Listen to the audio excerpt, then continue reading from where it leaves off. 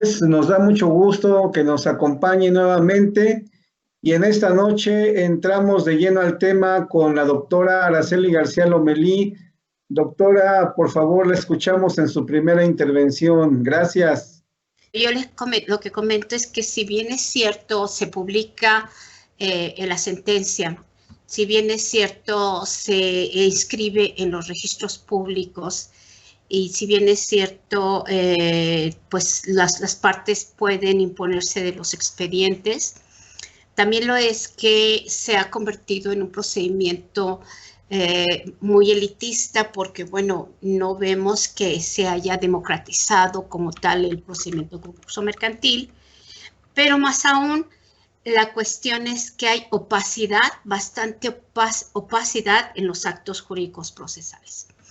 Entonces, hay un órgano auxiliar del Consejo de la Judicatura Federal, que es el Instituto Federal de Especialistas en Concursos Mercantiles, que yo siento que si sigue existiendo, pues por lo menos debiera tener ese papel de establecerse como el órgano que tuviera a su cargo registros públicos especializados y relacionados con las etapas del concurso mercantil, la situación del comerciante, bueno, pues cómo se encuentra el comerciante, cuántas quiebras se han dictado, cuántos concursos mercantiles, qué empresas están en concursos mercantiles, cuáles están en el procedimiento de declaratoria, cuántas empresas se les han establecido medidas precautorias y cuáles medidas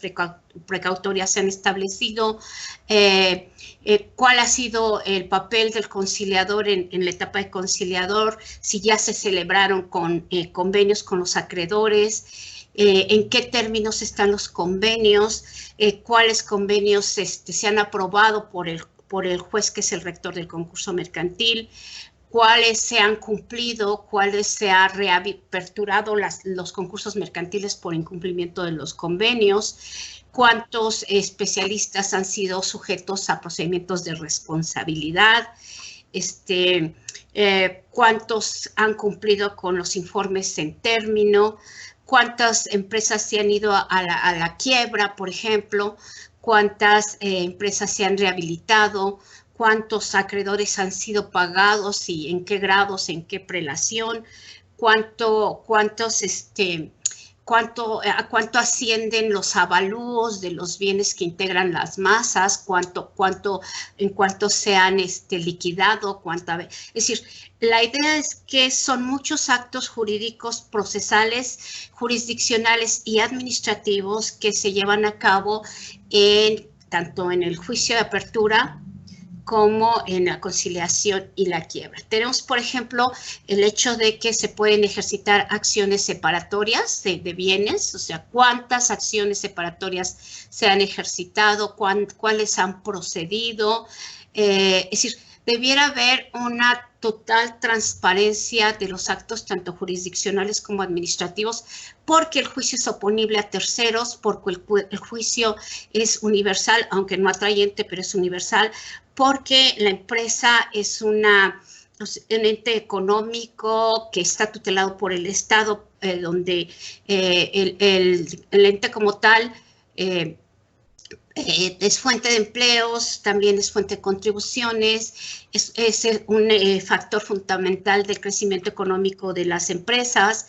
Entonces, yo tendría que hacer mucho énfasis en que si de algo debiera servir, digamos, el Instituto Federal de Especialistas, más que de seleccionar a los especialistas, más que de hacer formularios, que tampoco estoy de acuerdo con los formularios, porque los formularios violentan el derecho de acción de los acreedores, así como de las partes, porque, pues, bueno, se traducen muchos actos procesales en solicitudes cuando realmente son acciones de reconocimiento de los créditos, en fin, más que dedicarse a todos estos actos procesales que pues bien a 20 años que lleva vigente la ley de concursos mercantiles, cuando a mí me ha tocado en vías de investigación solicitar información de todo esto que a ustedes les comento, no hay información, no hay datos, no hay nada que uno pueda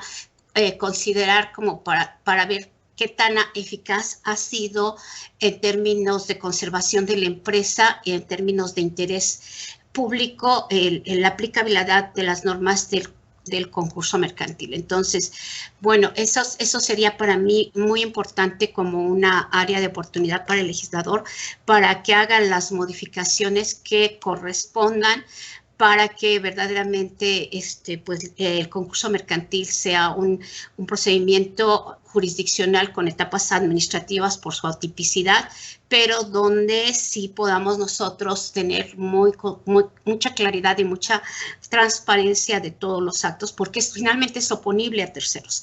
Concluir la idea es precisamente que se hagan modificaciones, se adecue la ley de concursos mercantiles, se creen, digamos, estos registros que yo estoy mencionando, de modo que, bueno, todo interesado pues tenga una opción, ¿no?, de consultar a ver qué es lo que pasa con estos procedimientos. Es, digamos, una de las propuestas que yo pongo aquí a la mesa de plática, de debate. Esto es, digo, de mi parte así, una primera idea. Muchas gracias, Araceli. Bueno, pues yo empezaré comentando al respecto de este tema que hoy nos reúne. Básicamente me parece que el concurso mercantil en el año 2000 generó una legislación que no superó la anterior ley, aunque yo sé que puedo sonar con añoranza de lo que era la ley de quiebras y suspensión de pagos. Me parece que la actual ley de concursos mercantiles es una ley como administrativa, es decir, pase a la ventanilla 1, tenga su crédito o solicite usted su concurso, pase a la ventanilla 2, lléneme usted tal y cual cosa, incluso como dice la doctora Araceli, ya hasta en internet ponen un formato para solicitud de reconocimiento de créditos. Entonces, me parece que se le quitó la esencia de naturaleza y procedimiento que efectivamente tenía era un procedimiento complejo, porque estamos hablando de la regulación de los comerciantes cuando tienen un problema económico y un problema serio. Entonces, es muy evidente que no es un procedimiento que podía regularse tan fácilmente como en el pase al camino 1, pase al camino 2, pase al camino 3, sino que era mucho más complejo. Fundamentalmente porque incluso anteriormente en la ley de quiebras y suspensión de pagos participaban las cámaras de comercio, de donde el comerciante debía de estar o pertenecer a alguna cámara de comercio. Posteriormente ya se ha quitado esa obligatoriedad, pero finalmente lo que han hecho, a mi modo de ver, es que se le ha quitado también fuerza a los diversos gremios de comerciantes, porque antes tú debías de pertenecer a una cámara y esa cámara era como tu vocero ante las autoridades. Y si bien es cierto, hubo ocasiones en que esto no funcionó, también es cierto que en muchas ocasiones el gremio sí ha ayudado y entre ellos se conocían quiénes hacían trampa, quiénes pagaban a tiempo, quiénes requerían algún financiamiento. Finalmente pasaron 20 años con esta nueva ley de concursos mercantiles que me parece más una ley administrativa, vuelvo a repetir, que una ley verdaderamente procedimental y opositora. Y esto ha traído como consecuencia, a mi modo de ver, que se ha dejado de lado, por ejemplo, las pequeñas empresas. Después de 20 años, precisamente hoy nos llega al país una problemática de cesación de pagos que puede ser generalizada por muchas empresas, pequeñas empresas, micros, y ninguna de ellas está regulada para la cuestión de generar un procedimiento donde se le pueda en alguna forma tener una perspectiva como lo tenía la anterior ley de concursos de quiebres y suspensión de pagos. Me estoy refiriendo a esta situación donde anteriormente tú podías solicitar una suspensión de pagos. Hoy, de alguna forma, inmediatamente te meten en un proceso en donde los tiempos están muy limitados y donde tienes muy poca maniobrabilidad y de alguna forma prácticamente te dejan al arbitrio de tus acreedores. Me parece que ningún comerciante, por muchos recursos que tengan, puede en su momento llegar a tener problemas de liquidez, ¿verdad? Y esto evidentemente era un problema que trataba muy bien la anterior ley. Me parece que la actual ley de concursos mercantiles es una ley que privilegia a los acreedores, donde ya, bueno, este señor ya le fue mal, pues ya hay que quitarlo, hay que destazar, no importa y si no puede llegar a un pago, entonces de alguna manera que se quite. Y me parece que eso, el principio que existía en el espíritu de la anterior ley era una conservación de la empresa como una unidad que produce riqueza, que de alguna forma genera alguna circunstancia de bienestar social, y creo que eso lo perdimos y sobre todo lo perdimos para las pymes. Gracias y le damos el uso de la voz al maestro Justino Ángel Montes de Oca. Gracias, maestro. No, al contrario, es un gusto.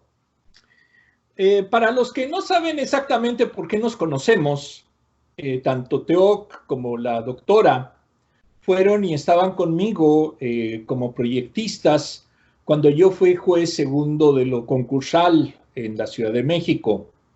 Entonces, los tres nos tocó pasar momentos muy interesantes en ese breve tiempo que existió el juzgado. Y nos tocó ver en carne propia lo que era básicamente la ley antigua y cómo la nueva ley era realmente un nubarrón. Ahora, ¿qué ha pasado en 20 años? Bueno, les tengo una noticia. El objetivo de la ley se ha complementado y se ha logrado perfectamente. ¿Cuál era el objetivo? Desaparecer la materia concursal. ¿Por qué?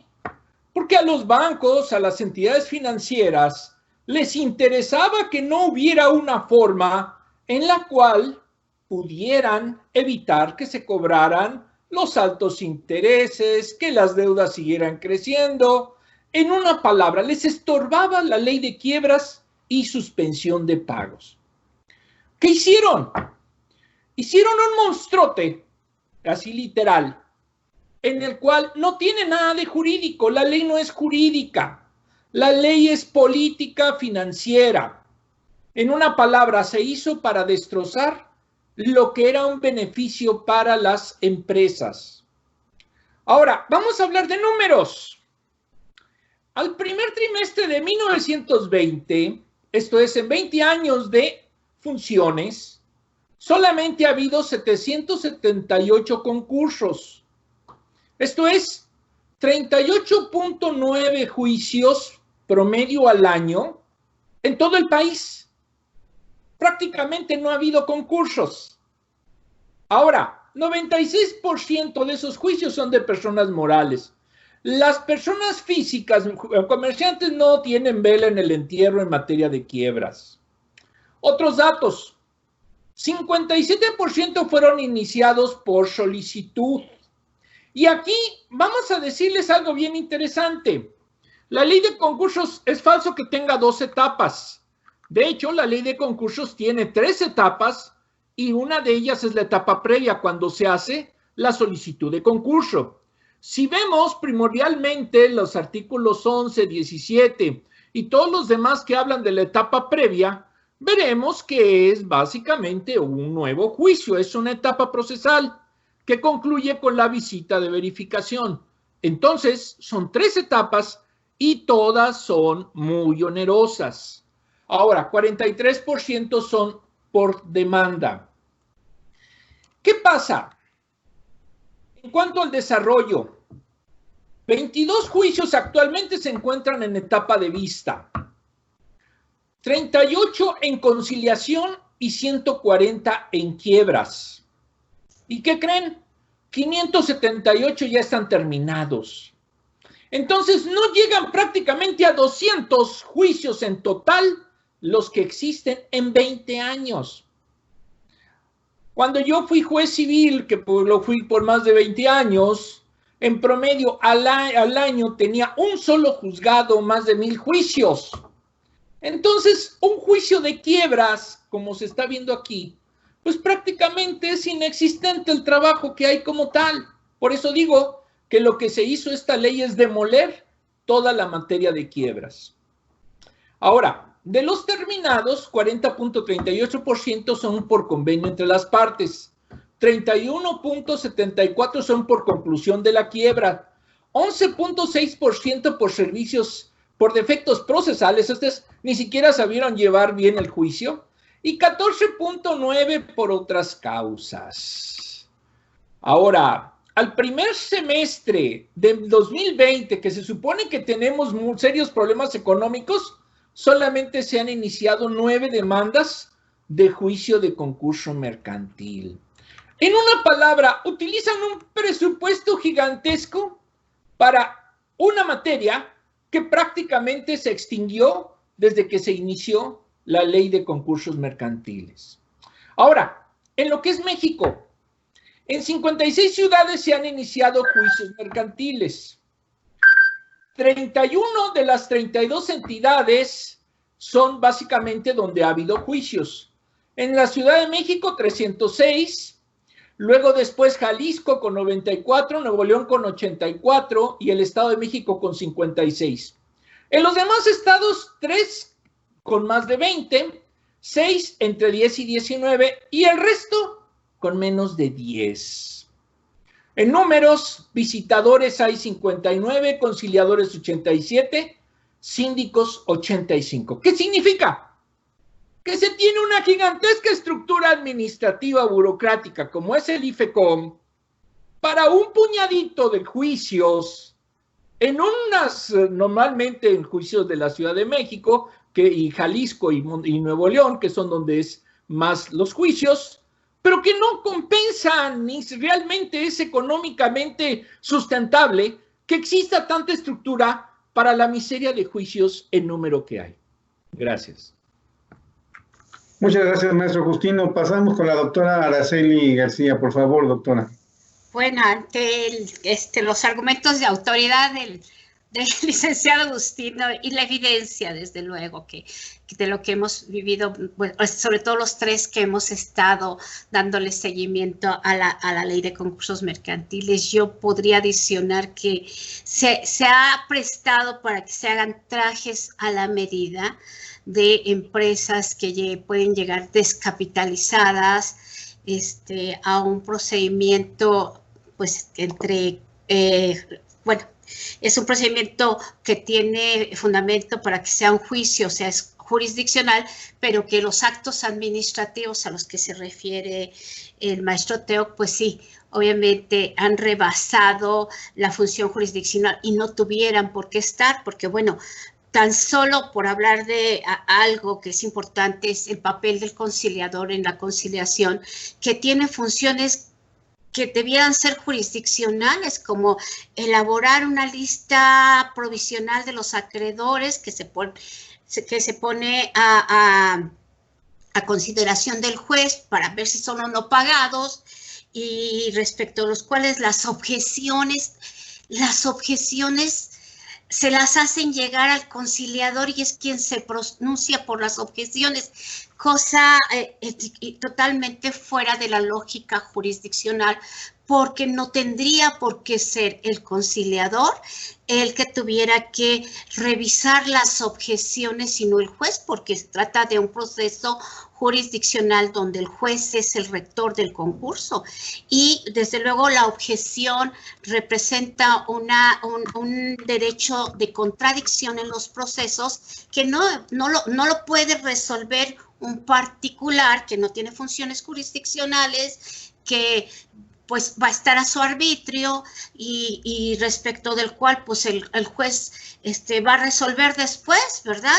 Entonces, las objeciones tienen que ser motivo de un análisis lógico-jurídico racionalizado, basado en una hipótesis, todo un procedimiento silogístico, con valoración de pruebas. Eso no lo puede hacer el conciliador para pronunciarse por una lista definitiva. Y eso es todo un sospechosismo, ¿verdad? Porque por un lado podemos ver, no vemos que se tutele a la empresa.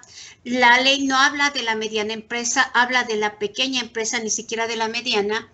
Y como comenta el licenciado Justino, ¿cuántas empresas han estado en concursos mercantiles? Han sido grandes empresas que yo presumo que por esta situación de lo que se ha alargado la conciliación, pues ahí se terminaron de descapitalizar. No hay un proceso que tenga que ver con el desconocimiento de la personalidad jurídica de la empresa cuando se preste para situaciones de fraude de acreedores. En fin, hay un monopolio excesivo de los actos administrativos que invaden los jurisdiccionales por parte del Instituto Federal de Especialistas en Concursos Mercantiles, que como ya comentó el licenciado Justino, tiene un presupuesto muy amplio que ya se lo ha agotado durante 20 años y que realmente su función es, pues, cuando no nula, muy reducida.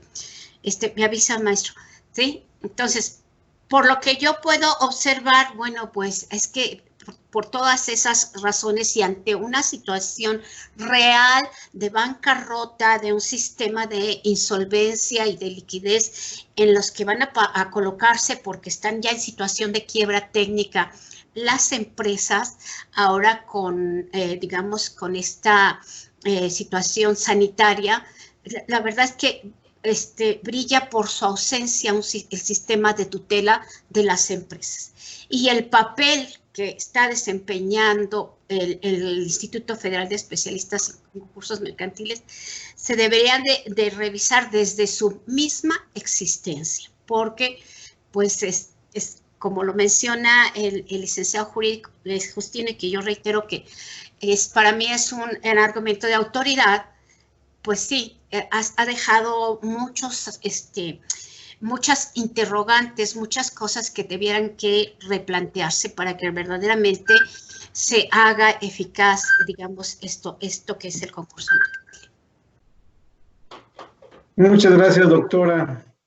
Muchas gracias. Bueno, a mí, por mi parte, en esta participación, yo quisiera retomar básicamente lo que es que tenemos que considerar que en nuestro país existen más de 4 millones de pequeñas y medianas empresas.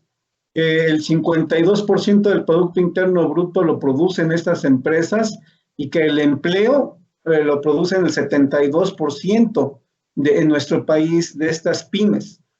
Entonces, como decía el maestro Justino, realmente el derecho de un comerciante era tener esa posibilidad de generar una serie de fórmulas donde podía haber una mora, podía haber una quita, podía haber una espera, y que de alguna forma también había una situación litigiosa donde de alguna forma había una protección de la autoridad judicial para los efectos de permitirle al comerciante ver una renegociación o ver en su momento incluso que se decretara hacia él mismo, decir en un inicio que él no podía seguir adelante, pero más adelante a lo mejor podría venderlo o buscar socios, etcétera. Todo esto se terminó y acertadamente el derecho del comerciante de generar una suspensión de pagos y hasta en su momento un buen fallecimiento, es decir, una quiebra, fue quitada esta posibilidad con el concurso mercantil. Yo recuerdo mucho cuando estuvimos colaborando en el análisis de esta nueva ley de concursos mercantiles, lo que hoy muchos diputados que se decían de izquierda dijeron que esta ley de concursos mercantiles no les interesaba a ellos y que no les interesaba porque era un pleito entre ricos y una situación totalmente ciega, porque como vemos no se trata de ricos y de pobres, se trata de un sector de la sociedad que se dedica al comercio y que su profesionalización de comerciante les da también ese derecho también de pelear, que en su momento, si hay una crisis como la que actualmente tenemos, tenga posibilidades de poderse levantar, de poder haber un orden en los financiamientos que otorga el Estado. Por ejemplo, tan solo lo podemos ver en los restaurantes. ¿Cuántos restaurantes hoy van a tener que ya deben rentas y que van a tener que pagarlas? Precisamente la ley de quiebras y suspensión de pagos era una ley que te permitía tener una reconsideración y una negociación judicial. Hoy, si quieres entrar a concurso mercantil de entrada, pues tienes que deber más de 2,5 millones, que por ahí lo comentaba la doctora Araceli García, pero hay negocios en donde participan 4 o 5 empleados, 8 empleados, y que a lo mejor factura 1 millón de pesos al año, y que el dueño no se lleva tanto, pero sí está ocupando personal, sí está cumpliendo una función social de dar un servicio, pues de alimentos o de llevar cosas. Es decir, ninguna unidad económica es despreciable. Y entonces, ¿por qué la ley de concursos mercantiles prácticamente se hizo para un sector extremadamente reducido, cumpliendo parámetros totalmente arbitrarios y quitándole el derecho a la sociedad en general que se ha dedicado al comercio, y donde sabemos que México es un país que le gusta el comercio, que somos emprendedores, que nos interesa generar la parte económica. Se quitó este derecho. Entonces, a mí me parece que la ley de concursos mercantiles debe tener un replanteamiento si es que en verdad hoy estos señores legisladores que por lo menos recuerdo 6 o 7 que estaban precisamente de legisladores en el año 2000 y que hoy están otra vez de legisladores, a ver si ahora sí tienen la comprensión y el entendimiento de que no se trata la ley de concursos mercantiles de un problema entre ricos, se trata de un problema social, un problema de justicia, un problema en donde de alguna forma no se les está dando el acceso debido, y también, como dice la doctora Araceli, donde hay unos presupuestos enormes para unos elefantes como es el IFECOM. Gracias, y le damos el uso de la voz ahora al maestro Justino Ángel Montes de Oca. Gracias. Muy bien.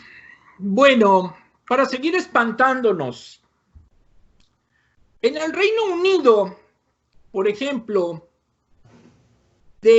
hubo 4,213 quiebras en el trimestre de abril a junio de 2019.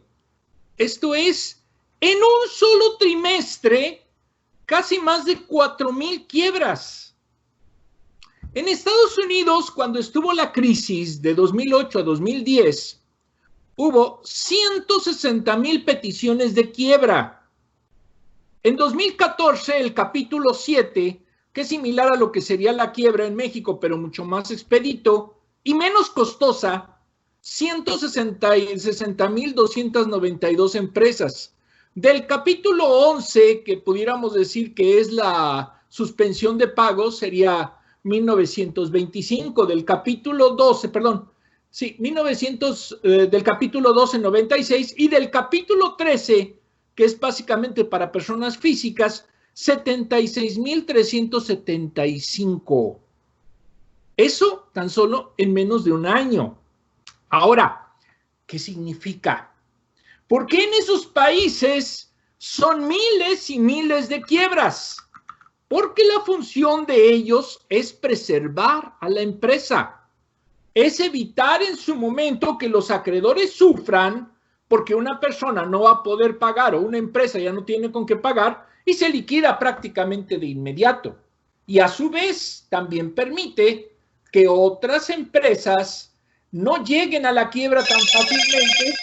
Ay, ¿ahora eso qué es? Bueno, no lleguen a no lleguen a la quiebra tan fácilmente, o si llegan, salgan lo más rápido posible. Ahora, en estos procedimientos, en ambos, no se siguen generando intereses, se suspenden los intereses. ¿Qué significa? Que al Estado realmente le interesa salvar las empresas que se puedan salvar y en su momento rescatar, si es posible, a las personas físicas comerciantes o a las empresas que tienen dificultades para que continúe generándose riqueza. Si bien es cierto que tiene consecuencias también legales en ambos países, es importante decir que lo que se busca y lo que son su principal fundamento es que se tenga una nueva oportunidad para el comerciante que entra en insolvencia.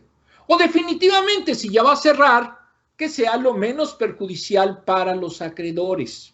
Ahora, no hay un IFECOM en Estados Unidos, ni tampoco en Inglaterra, porque básicamente eso lo hace el juez y lo hace de una manera expedita. ¿Por qué? Porque no les interesa gastar en burocracia. Realmente los jueces de quiebras en Estados Unidos sí son muy expeditos y tienen no un monstruo blanco, sino que es muy eficiente para llevar los miles y miles de juicios que se presentan. ¿Por qué razón? Porque son prácticos. Una de las cosas que he aprendido ya de estar viviendo aquí en Estados Unidos 7 años es que el carácter anglosajón es práctico. En cambio, en México se creó el IFECOM para dar chamba a los cuates, para que los sueldazos que tienen los vocales, y no se diga el director, y toda su playa de expertos, pues simplemente recaiga en su momento en sus favorecidos, en los favorecidos del sistema financiero. Cuando se hizo la ley de concursos mercantiles se dijo de que el crédito se iba a abrir y que los bancos ya iban a abrir todo el crédito hacia las empresas. Pero fue falso. No se abrió el crédito. Ni con la ley de concursos mercantiles, ni con la ley de garantías, etcétera, etcétera. ¿Qué pasa? Pues simplemente lo que les estorbaba a los bancos era la ley de quiebras. Había que destruirla. Y la han destruido. El IFECOM cumple su función al tener un monstruo blanco que gasta mucho presupuesto y que además provoca que sea prácticamente imposible que una empresa utilice ese beneficio, porque no es beneficio, es perjuicio. Los intereses no se detienen, tienen que pagar todos los accesorios, etcétera, etcétera. En una palabra, lo que busca el sistema mexicano político del 2000, como el del 2020, porque sigue la ley vigente, es hacer un conjunto, un monstruo blanco que destruya toda la materia de quiebras en beneficio del sistema financiero.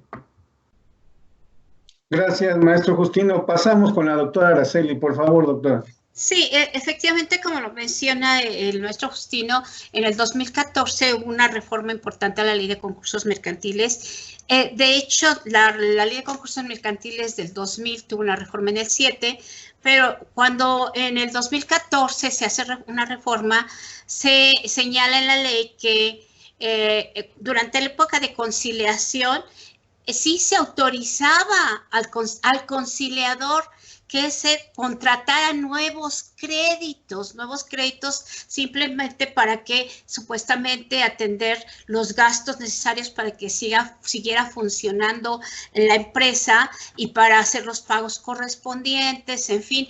Pero ese crédito nuevo que se contrataba en la etapa de conciliación ganaba privilegio y iba a, digamos, otro beneficio para el sistema financiero. O sea, bueno, ok, puedes seguir cobrando, ganas privilegio y bueno, ya hay, si ya estás en una situación de interdicción, de moratoria legal, ¿cómo es que si puedes con la banca pues contratar nuevos créditos? O sea, esto refuerza lo argumentado por el maestro Justino, ¿sí? Desde luego que aquí hay un beneficiado, ¿sí? Y que bueno, pues ha seguido beneficiado, pero yo ampliaría el catálogo de beneficiados, porque los que están como conciliadores, que saben de finanzas, que, bueno, pues se meten a dar fórmulas financieras para decirte recontrata aquí, recontrata allá, pero con este nuevo sistema de ganar privilegios con los créditos, ¿no?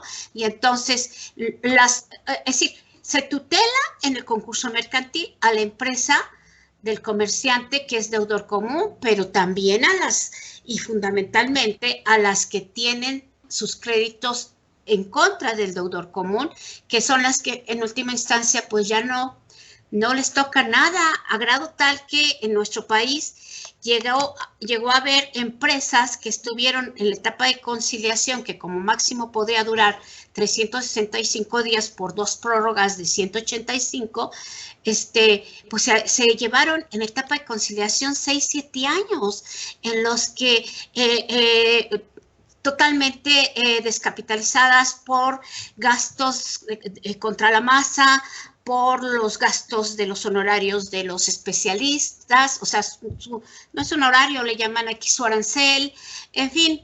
Y yo debo decirlo, porque debo decirlo, que cuando yo elaboré mi tesis de doctoral y, bueno, fui a ver a la entonces directora del IFECOM, pues un poco para sugerirle parte de mi investigación. Entonces ella me comentó, y yo también, porque tuve la duda de por qué no había información al respecto, le pregunté cuál era en específico el papel del conciliador, si él podía hacer propuestas de convenios, si podía indicar, bueno, pues podemos hacer quitas, esperas, en fin. Y ella me dijo, lo tienen prohibido. No, definitivamente.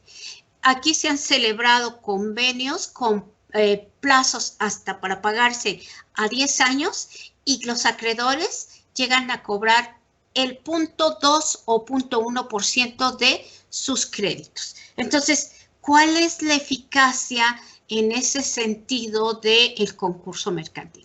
Obviamente ya en una anterior charla que se tuvo una persona que también en el conversatorio con el maestro Teo, que es conciliador, pues ya me tranquilizó un poquito porque me dijo él, ¿verdad?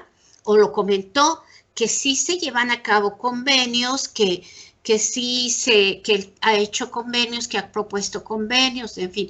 Yo debo decirlo, porque yo no solo he sido proyectista de sentencias, he sido catedrática y he sido investigadora de la materia, porque, bueno, pues yo fue el tema que elegí para obtener mi grado. Entonces, pues yo tengo que decirlo, o sea, esa fue la información que a mí me dijo, y yo reitero, fue una opinión de autoridad, porque fue en ese entonces, quien fue un momento dado vocal jurídico, y que cuando yo la entrevisté fue ya directora del IFECOM.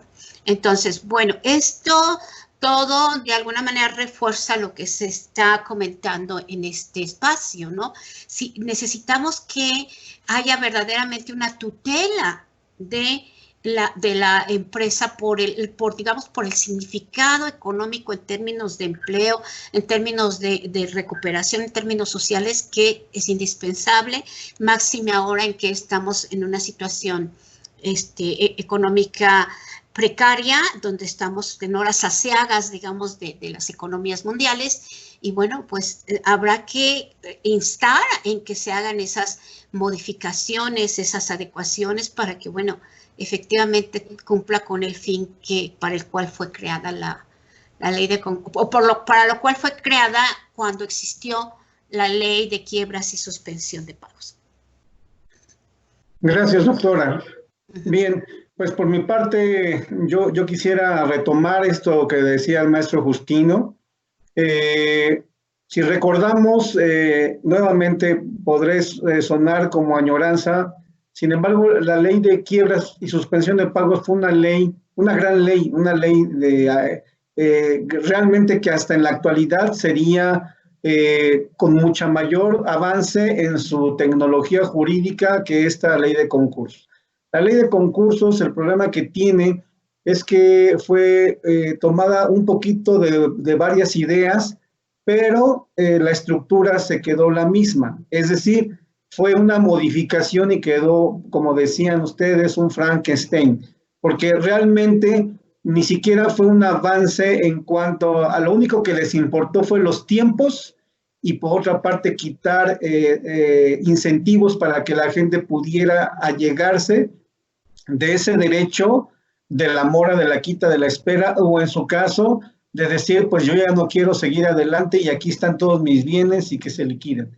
No, se quita ese derecho y se quita el derecho también de defensa, el sentido procesal, el sentido litigioso, el sentido transparente, y se vuelve en una situación administrativa muy extraña. Y gran papel le quitan esta ley de concursos al papel del juez. Como recordamos anteriormente, el juez era el rector del procedimiento, era el director del procedimiento. Y evidentemente para ser juez en quiebra, no solamente tenías que tener conocimientos jurídicos, sino tenías un conocimiento también técnico respecto al manejo de negocios, respecto a la sensibilidad económica que tenías que tener, porque además no podemos hablar de la regulación económica sin tener una sensibilidad. No es lo mismo la aplicación de la ley de concursos mercantiles en este momento, del 2020 al 2014 o al 2012.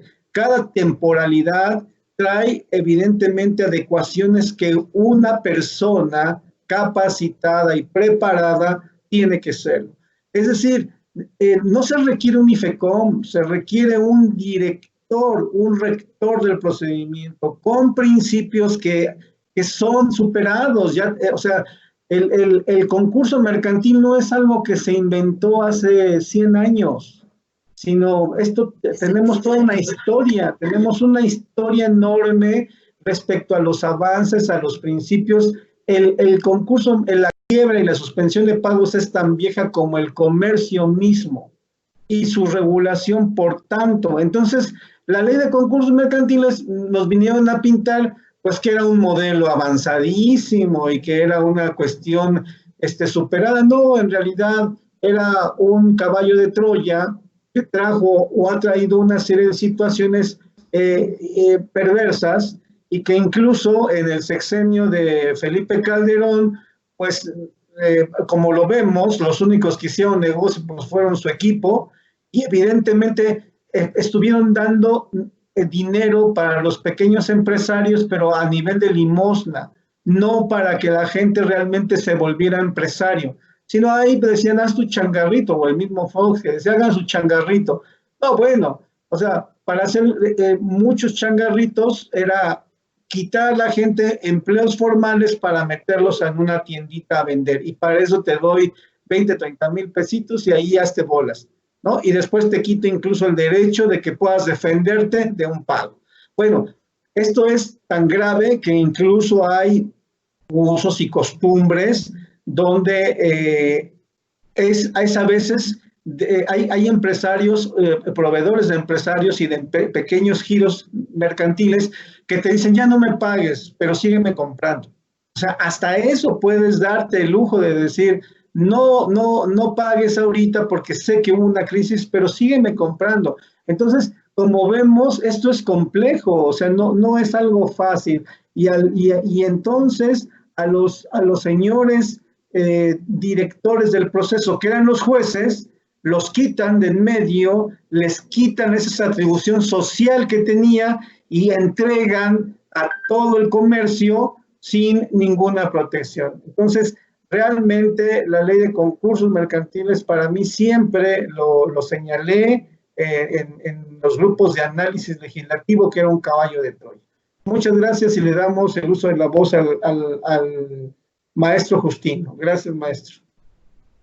Bueno, está buena la plática, no es por nada, qué bárbaros.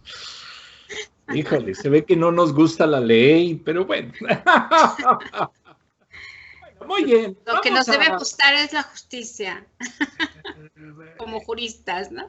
Lo que pasa es que estamos en una materia económica, entonces, la verdad, les soy sincero, y perdonando la expresión, pero México es un país de la garnacha. O sea, no se trata de hacer empresas formales. Olvídense. Lo fuerte de México son empresas informales. Entonces, si lo fuerte de México es empresas informales, jamás se verá quiebra una empresa informal. Ni siquiera contabilidad tiene muchas veces. Entonces, reitero, la ley de quiebra se hizo para desaparecer la materia concursal. Ahora, vamos a ver algunas... Al revés, la ley concursal se hizo para desaparecer la quiebra, ¿no? La materia concursal, o sea, no puede haber materia concursal si no hay una ley que favorezca a la empresa. Okay. O sea, la función de un derecho concursal es subsistir la empresa y que pueda el comerciante tener la oportunidad de rehabilitarse eventualmente.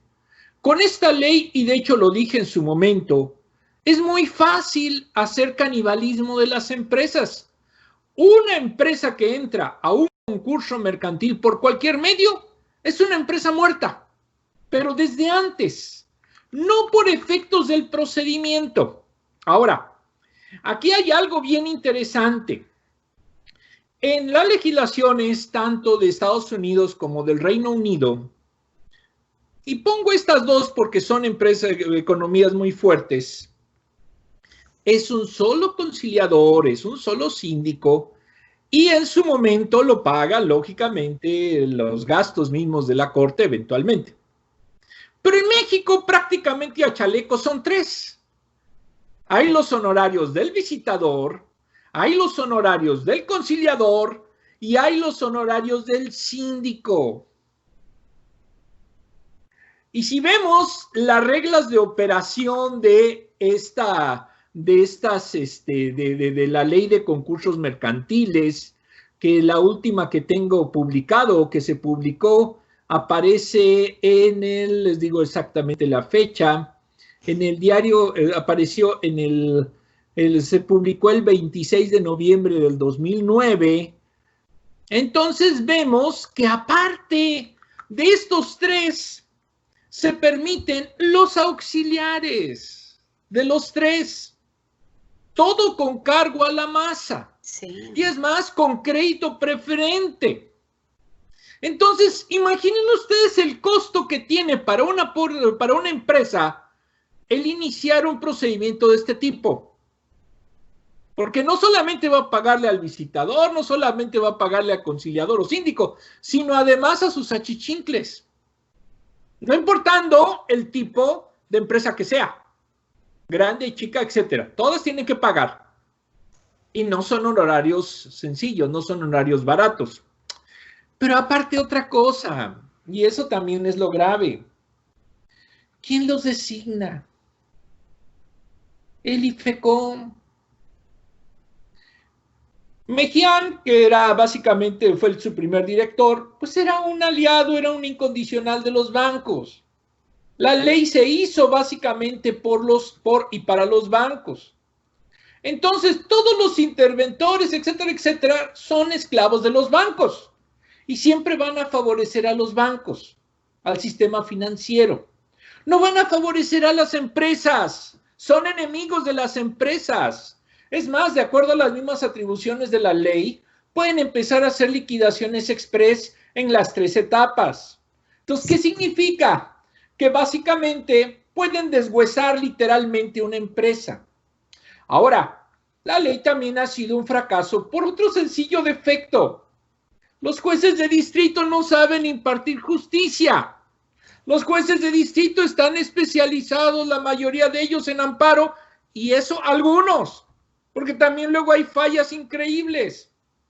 Entonces, si un juez de distrito no sabe llevar un juicio de quiebras, un juicio concursal, pues ¿cómo va a impartir justicia? Es una utopía. ¿Por qué Mexicana duró tanto tiempo? Porque el juez de distrito pensó de que debía de hacerla durar más tiempo. Aunque violara la ley, pues porque no sabe. Si los términos son fijos, hay que respetarlos. Pero como era juez de distrito y como es superior a todos, por eso había que hacerlo como él quisiera. Pero no funcionó entonces la ley, ni en su caso quizás más sonado, Nosotros estuvimos en Taesa y terminamos Taesa en prácticamente 3 meses y sin tantos problemas, ni tantas consecuencias. Ya son los 5 minutos, ¿verdad? Muchas gracias, maestro. Sí, adelante, gracias, maestro. Vamos a la última ronda. Empezamos con la doctora Araceli García Lomelí. Antes de llegar a nuestras conclusiones, la última ronda. Por favor, doctora.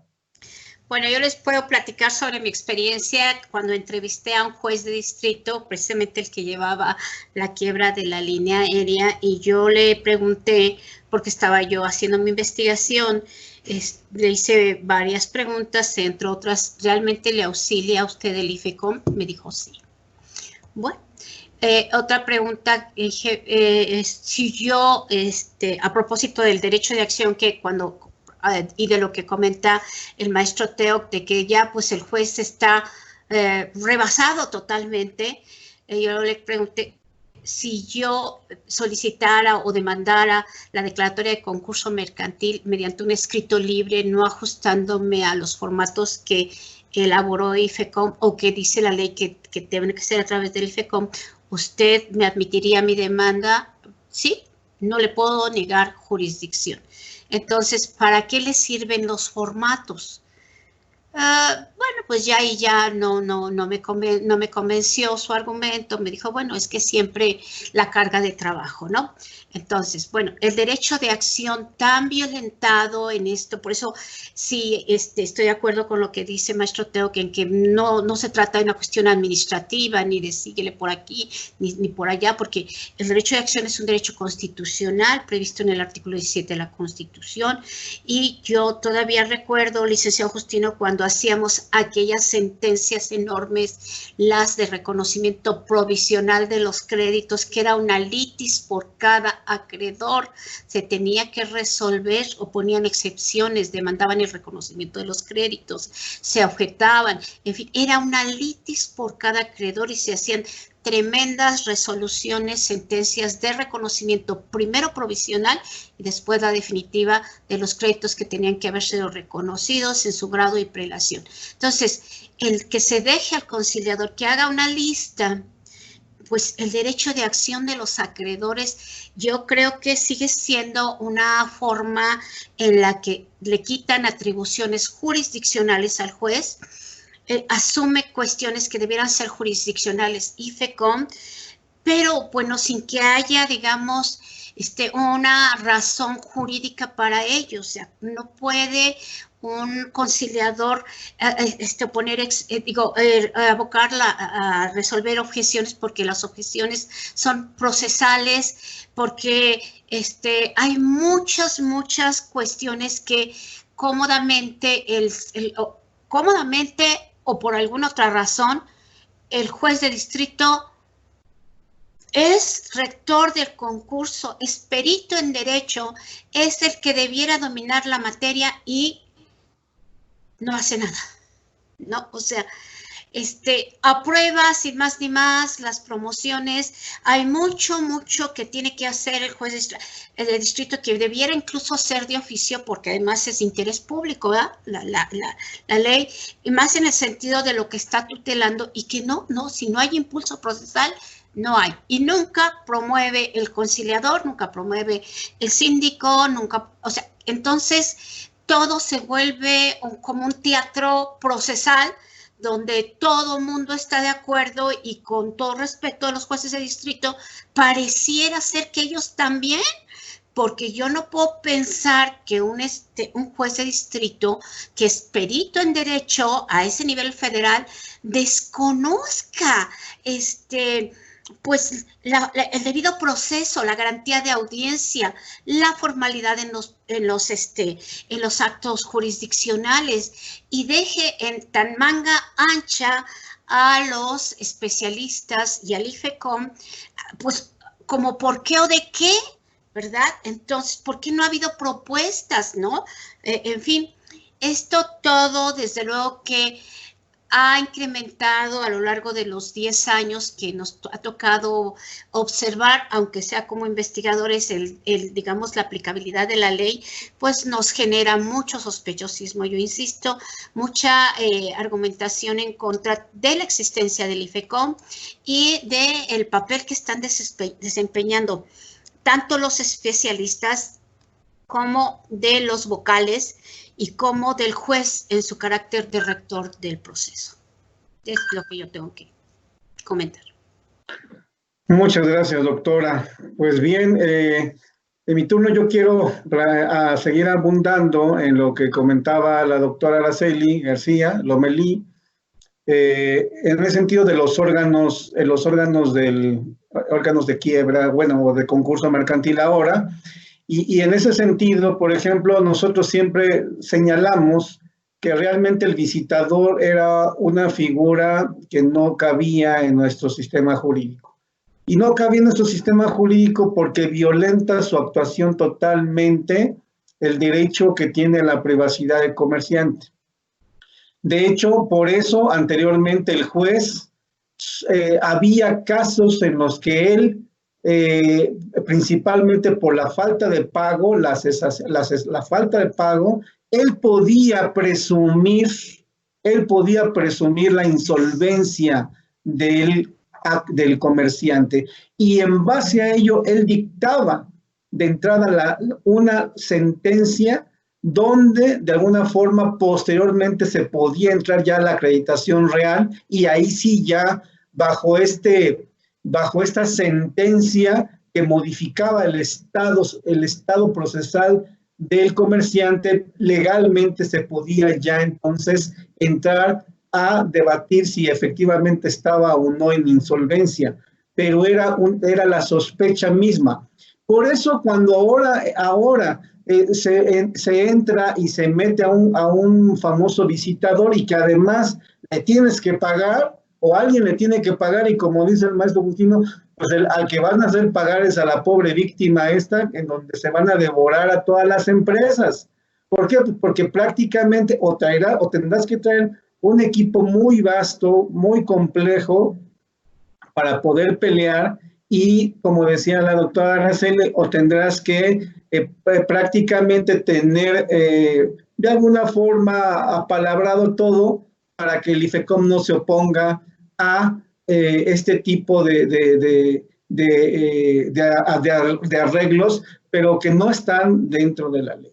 Entonces, me parece que definitivamente esto fue un primer craso error, y por otra parte, me parece que también la gente que está dentro del IFECOM es un trabajo más administrativo, burocrático, que efectivamente empresarial.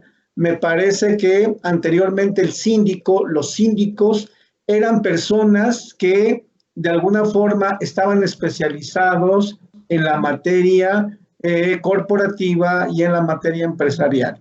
Y evidentemente estaban avalados por el gremio. ¿Cuál es el gremio? Por los comerciantes los conocían, eran personas conocidas. De ahí tenemos, por ejemplo, pues a don Emilio Aruntame, ¿no? Que era un especialista de verdad en la materia, y que fue una institución del sistema de quiebras y suspensión de pagos en nuestro país. Entonces, en realidad, lo que vino a cambiar es toda esta revoltura que hicieron, pero realmente toda esta revoltura que se hizo legislativa, en primera lo hicieron personas que en su vida han sido comerciantes, que son los señores legisladores, diputados federales, pero además sabían poco de derecho, pero además sabían poco de negocio, pero además sabían poco de economía, pero además ahí medio tenían algunos asesores que les decían que pues no había que hacer enojar a la banca, porque la banca la necesitábamos, y entonces la banca no es solidaria socialmente, que véanlo a la fecha, ¿cuál apoyo económico ha dado a las personas con este problema de la pandemia? ¿Quién le ha ordenado a los bancos que reduzcan realmente en criterios reales? Lo hacen porque ellos son buenas gentes, porque ellos lo quieren hacer. Y eso sabemos que no es así. Los bancos nunca se han prestado a la cuestión. Bueno, de ahí está incluso el señor presidente, que hoy es presidente, pues tuvo un encontronazo con ellos. Entonces hoy me asombra que digamos que los bancos finalmente no están siendo solidarios con el problema económico que vive el mundo y este país en específico. Entonces, ellos se hastiaron de quitar un sistema donde servía de protección a gente que trabajó por un negocio 30, 40 años o fue un legado que le dejaron sus padres. Me parece que eso es muy triste.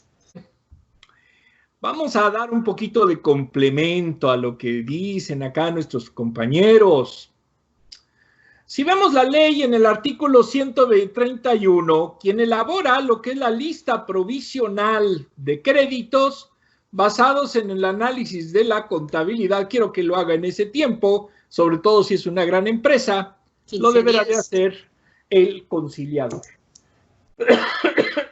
Ahora, pero lo que también me da risa, y siempre lo he dicho, aparte de la 123 dice cómo lo debe de hacer esa lista provisional, etcétera. En el 125 nos dice que las solicitudes de reconocimiento de crédito deberán presentarse al conciliador y contener X requisitos. ¿El juzgado dónde está? No existe. Este es un procedimiento que lo hace directamente el conciliador. Ahora, vuelvo a insistir. ¿Por qué es esto? De por sí los jueces de distrito no saben manejar cuestiones jurisdiccionales. Si ustedes han presentado un juicio mercantil, porque es naturaleza concurrente, ante un juzgado de distrito, es verdaderamente patético cuando tratan de llevar un juicio. No lo saben llevar. Y por lo tanto, si no saben llevar un simple juicio ejecutivo mercantil, pues por favor no les pidan que lleven uno de quiebras, de concursos. Eso no saben ni cómo se come. La mayoría de los que he visto de los casos los previenen y hacen prevenciones para que no se admitan y que tendrá que ser en su momento el unitario el que lo admita, etcétera, etcétera. Tratan de evitar por todos los medios cumplir con lo que dice la ley. Y caso, por ejemplo, en el de Mexicana. La ley es bien clara, no hay lugar a interpretaciones extensivas. Pero sin embargo, el juez y el colegiado, porque para colmo lo consintió, hicieron que se prolongara demasiado ese juicio. Entonces, ¿de qué sirve que haya una ley si los jueces de distrito no saben aplicar la norma? Pero aparte de no saber aplicar la norma, el espíritu entonces que tienen de la ley de concursos es simplemente que se acaben las empresas a como dé lugar, lo más rápido posible. Es más, reitero, es un canibalismo tal que tanto los conciliadores y los síndicos son expertos en vender cosas. Prácticamente son corredores. Entonces, ¿qué les importa a la empresa? Lo importante es, entre más costo tenga la recuperación y por lo tanto la comisión de ellos, más van a poder realizar en su momento sus negocios. Ahora, vamos a hablar del IFECOM. Una de las cosas que era la crítica a la ley de concursos era la mafia que tenía los concursos y las quiebras en México, la cual había sido juez segundo de lo concursal. Y después, por todas las triquiñuelas y problemas que tuvo, la premiaron y fue magistrada de la segunda sala del Tribunal Superior de Justicia de la Ciudad de México. Y ¡oh, sorpresa! Todos los juicios, todas las apelaciones, todos los procedimientos de segunda instancia iban con ella misma, aun cuando había conflicto de intereses. ¿Qué significa? Que la mafia que tanto atacaron se fue al IFECOM. Entonces actúa básicamente como eso, como lo que es, como una mafia. Y como sirven a los intereses financieros, harán todo lo posible porque jamás funcione realmente una ley de concursos en México. porque no le conviene al sistema financiero. En este régimen, como es tan ignorante, pues no saben siquiera qué es una quiebra, ni saben exactamente para qué puede servir. Y es más, muchos de los legisladores del actual partido estuvieron a favor y votaron por esa ley. Entonces, ¿qué significa? Que simplemente estamos ante lo que sería una tormenta perfecta para que desaparezcan las quiebras en México. ¿Por qué muchas quiebras, por ejemplo, Aeroméxico, no se tramitó en México? Se tramitó en Estados Unidos. Incluso la misma FAMSA, lo que es el grueso de la empresa, se está tramitando la quiebra en Estados Unidos, porque hay más garantías y es más factible llegar a buenos convenios que lo que sería en México. Es un suicidio. Quien quiera despedazar su empresa, vaya a un concurso en México, la va a lograr despedazar rápido. Pero eso sí, va a ser muy poco lo que se pueda recuperar, porque entre el fisco, entre lo laboral, entre pagar los intereses, etcétera, etcétera, pues no va a quedar nada para los acreedores comunes y corrientes. Entonces, realmente, pues es una caricatura de derecho concursal que existe en México. Y los personajes se parecen a los Simpson, pero grotescos, porque todos los Simpson tienen un cierto mensaje, pero estos son simplemente monitos de circo de los intereses financieros. Ahora, ¿qué necesita cambiar en México para que realmente reviva la materia concursal como debiera ser, como se hace en Estados Unidos, como se hace en Reino Unido, que son economías fuertes, con todos problemas? Simplemente abrogar la ley de concursos mercantiles y hacer una ley que realmente beneficie a las empresas, que busque que realmente se puedan salvar los negocios, que las personas físicas tengan la oportunidad de defenderse ante la voracidad de instituciones financieras. Pero como en México eso es imposible, pues simplemente es una bonita utopía que suena interesante, pero prácticamente imposible de realizar. Muchas gracias, maestro Justino, por tu intervención. Y ahora pues ya llegamos a las conclusiones. Daremos el mismo tiempo. Empezamos con la doctora Araceli García Lomelí. Por favor, doctora. Bueno, pues yo primero agradezco el espacio y la oportunidad de conversar con el licenciado Justino y con el maestro Teoc. Y desde luego que sí, yo creo que hemos sido coincidentes en las opiniones de que la ley ya no debiera estar vigente. O sea, si verdaderamente se pretende proteger a las empresas, pero sobre todo y debiera hacerse, con todo respeto, unas auditorías a IFECOM. ¿Qué se ha hecho con tanto presupuesto de ese órgano burocrático que unos cuantos funcionarios han manejado durante 20 años y en los que se ha ido un presupuesto gigantesco y que si sacamos promedios no les ha tocado de a un juicio por año? ¿Sí? Entonces, pues yo creo que eso sería interesante si estamos en una situación de que esta pandemia, yo siempre he insistido que lo que ha dado es como consecuencia que mucho de lo malo salga a la luz y salga, pero bueno, de manera muy evidente. Entonces, sí, yo he tenido contacto, digamos, con la materia a nivel de investigación, a nivel docente, pero ha sido totalmente claro y muy, digamos, manifiesto todo esto que el licenciado Justino está expresando. Y que, bueno, pues habrá que tomarse en cuenta, ¿no?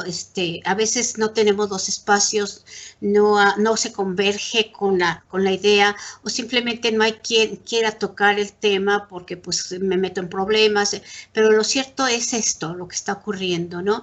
Y bueno, si somos juristas responsables, como tales, pertenecemos a un colegio de abogados posgraduados donde lo que debe privar es la ética profesional, el profesionalismo del que siempre ha hecho gala y que creemos que ha sido muy claro por parte del Colegio Mexicano de Abogados Posgraduados, el que ahora tome, digamos, el tema, que lo quiera presentar para que verdaderamente esto se conozca y se hagan los cambios necesarios, pues son muy loables tanto para el colegio como para su director, y yo le agradezco el espacio y lo felicito por esto, por este espacio. Y bueno, pues sí, yo creo que aquí lo que toca es, hemos tocado temas muy importantes, se nos fueron las inconstitucionalidades de la visita de verificación, que son muchas, porque pues la violación a la privacidad domiciliaria, en fin, muchas cuestiones que igual el maestro Justino nos hubiera podido ampliar con toda su experiencia y su conocimiento, pero en mi punto de vista es muy loable el papel que hace el colegio y que toca estos temas, y ojalá de veras tuvieran a nivel importante, digamos a nivel de los legisladores, un eco, y que fueran escuchados para que estas cosas pues se modifiquen. Esa es mi conclusión. Gracias. Muchas gracias, doctora. Pues bien, yo diría que vamos en mi turno.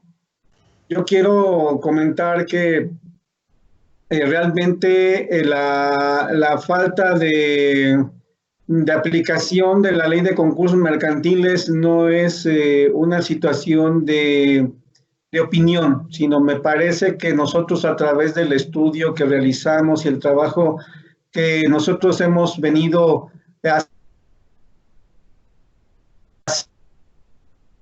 tener la capacidad como abogados y como especialistas en el tema y en esta área en específica de darnos cuenta, por ejemplo, que realmente la ley de concursos mercantiles no es nada beneficiosa, no es beneficiosa que veamos los bancos, dijeron nosotros no le entramos, a mí no me metas en la ley de concursos mercantiles.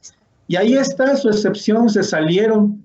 Y ahora, curiosamente, en el año del 2019, pues también el Estado mexicano se sale y dice, pues a mí tampoco me la aplicas para mis empresas. Entonces, bueno, qué interesante, ¿no? Al rato todo el mundo se va a empezar a salir, y bueno, al rato que también salgan las petroleras, al rato que también salgan las financieras, y al rato que también, pues que saquen a todo el mundo y a ver quién se queda en esta ley, ¿no? Porque esta ley prácticamente es una ley extraña, es una ley que realmente tiene un problema desde origen, un problema técnico, un problema de eficacia, un problema de generalidad, como debería ser la ley. Es decir, si es a todos los comerciantes, pues no me importa que haya participación del gobierno, pues somos todos somos todos. Entonces, como vemos, está truqueada, como vemos, tiene una serie de falta de posibilidad real de aplicación. Tan es así, pues ya vemos, el maestro Justino nos acaba de traer las cifras de la poca o nula aplicación que tiene, y si lo vemos en contraste con los presupuestos que se ejercen para su atención, pues están totalmente rotos, están totalmente disvariados, no coinciden, no son coherentes. Por tanto, me parece también que principalmente las universidades sean convocadas también a partir de los colegios de posgraduados y los colegios de abogados y todos los gremios, que sean los escuchados también a través de las áreas universitarias, que hoy ya hay muchas universidades, tienen áreas especializadas en materia de emprendedurismo, tenemos universidades muy grandes que tienen especialidad en materia de, por ejemplo, lo que sería prácticamente los planes de negocio, lo que serían prácticamente el manejo de la contabilidad. Y bueno, si bien es cierto que los particulares exponemos nuestro patrimonio para iniciar un negocio, ¿dónde están las garantías del Estado mexicano para que me ayude? Y si tengo una dificultad, no se pierda ese tiempo, ese dinero, ese esfuerzo, esa asociación, ese beneficio social. ¿Qué es lo que está pasando? Nuevamente estamos haciendo hacia arriba, es a no tener empresarios, a tener unos cuantos empresarios que sean extremadamente ricos, como en otros países que hay miles de ricos. ¿Por qué? Pues porque la riqueza tiene que ser distribuida como la sangre en un organismo. mientras la riqueza no se lleve a todos, no queda bien irrigado un cuerpo que es equilibrado, ¿verdad? Y entonces, ¿qué es lo que pasa? Pues tenemos, los ricos son unos cuantitos, unos privilegiados, y decir rico me estoy refiriendo realmente a empresas que han tenido un éxito trascendente, porque, por ejemplo, vemos que hay pequeñas empresas que ya no manejan tan poquito dinero, ¿no? Que manejan 30, 40 millones de pesos al año, y que tú dices, hay muchas empresas con ese potencial. ¿Qué es lo que pasa? México no es un lugar donde se permita tener éxito. Y eso tenemos que cambiarlo, porque eso es lo que nos ha traído como consecuencia no ser un país, no solamente en darle dinero a clientelar a los pobres, sino también repartir en clase media y repartir en las diversas clases que se han especializado en el negocio, en que seamos exitosos. Y eso el Estado no está contribuyendo, ni la legislación. Muchas gracias, y ahora sí pasamos a la conclusión del maestro. Bueno, como conclusiones, primer punto. ¿Se acuerdan ustedes del FOBAPROA? ¿A quién favoreció el FOBAPROA? A los bancos. Es más, hicieron pública su deuda. Lamentablemente, la deuda del FOBAPROA la siguen pagando y será pagada por generaciones, porque había que salvar supuestamente a los bancos. Después la banca nacional prácticamente fue vendida a los bancos extranjeros. Entonces, actualmente la mayoría de los bancos mexicanos son extranjeros. ¿Qué significa? Si antes era difícil que un banco entrara en problemas de pagos, pues ahora es prácticamente imposible. ¿Por qué? Porque simplemente está protegido por gobiernos extranjeros. Y para acabarla, tenemos a un gobierno que está gastando muchísimo más de lo que genera y está haciendo que tus errores generen deuda. Por ejemplo, la cancelación del aeropuerto, etcétera, etcétera. ¿Qué significa? Que ahora no son los bancos, sino el gran parásito del sistema nacional son además el gobierno. ¿Y esto para qué tiene que ver con la materia de quiebras? Lo que menos le importa a este gobierno populista de México es que existan empresas. Quiere hacer una especie de sistema maoísta en donde prevalezca la pobreza colectiva. De hecho, ayer en una declaración el presidente de México habló que las empresas no deben de tener muchas utilidades. Una empresa se justifica por utilidades. Si no tiene utilidades no puede generar impuestos. Entonces, si ya empieza a decir que no quiere utilidades, pues no le importan las empresas, sobre todo las formales. Ahora, ¿qué va a pasar? La ley de concursos mercantiles va a seguir. ¿Por qué? Porque le conviene al sistema financiero que ahora está en manos extranjeras.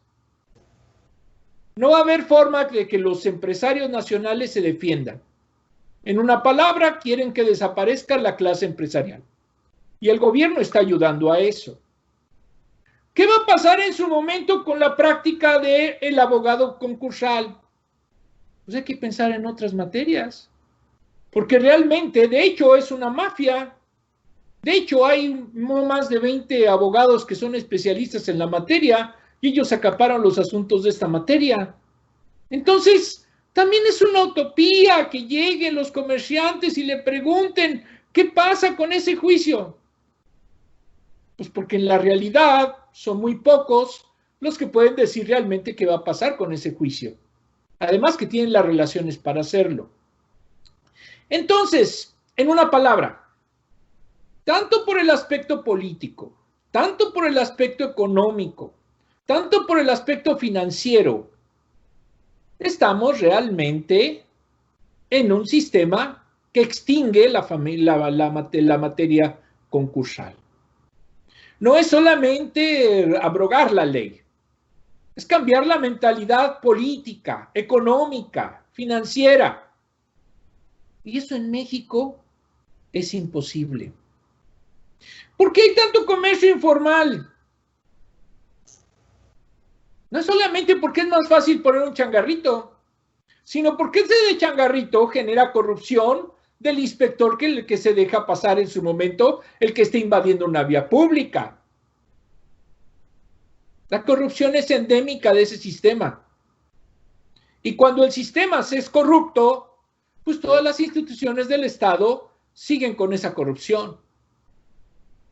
¿Por qué interesa que haya esa masa de personas que tienen su changarrito? Porque electoralmente son más que empresarios que se arriesgan su capital y que ponen una empresa con toda la línea. Y lógicamente, cuando hay una ley de concursos que no se aplica, que no tiene trascendencia, que está sepultando toda la empresa formal de México, pues la misión se está cumpliendo a pasos agigantados. Se está convirtiendo a México en una nueva Venezuela. Y el hecho de que no puede el empresario defenderse ni del capital, ni del gobierno, simplemente está acelerando ese proceso de destrucción económica, política, social y de derechos humanos de México. Pues muchas gracias, doctora Araceli García Lomelí, muchas gracias, maestro Justino Ángel Montes de Oca Contreras, por sus reflexiones, por acompañarnos en este programa y también agradecemos a todas las personas que nos siguen y les pedimos que estén con nosotros para estos próximos conversatorios con el Colegio Mexicano de Abogados Postgraduados. Buenas noches. Buenas noches, gracias. Buenas noches. Gracias.